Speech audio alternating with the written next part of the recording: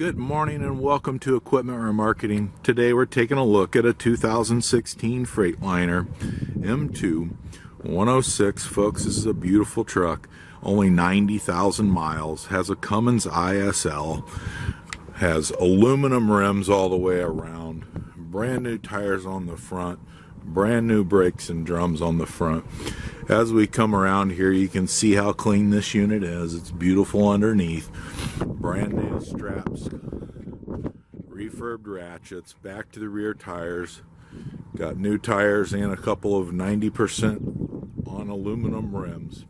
As we come to the back, you can take a look at our universal mounting kit. We'll carry a Moffett and a Princeton, many other brands. Just let us know what you have, and we're more than happy to reassure that it will fit or do modifications if needed.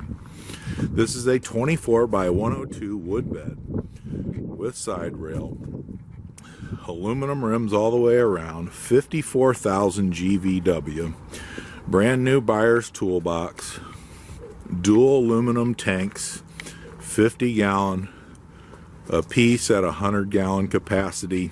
Folks, it's a beautiful truck. This is a 2016 Freightliner M2 with only 90,000 miles on it, 54,000 GVW with a universal mounting kit.